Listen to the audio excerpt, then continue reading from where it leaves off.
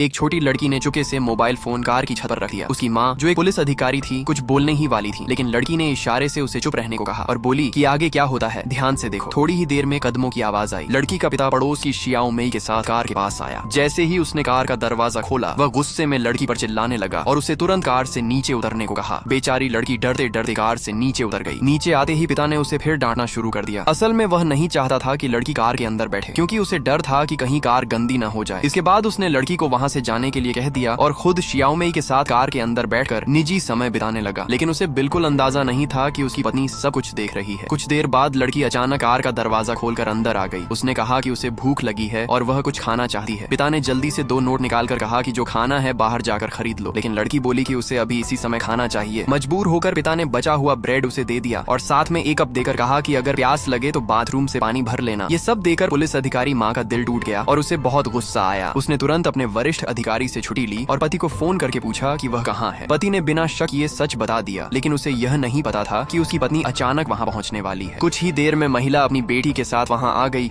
और पति और उस औरत को रंगे हाथ पकड़ लिया। शर्मिंदगी के बावजूद आदमी बहाने बनाने लगा, लेकिन महिला एक पुलिस अधिकारी थी और उसे साफ समझ आ गया कि उसके पति ने बहुत बड़ी गलती की है। उसने तय कर लिया कि अब उसे अपने कर्मों का परिणाम भुगतना पड़ेगा।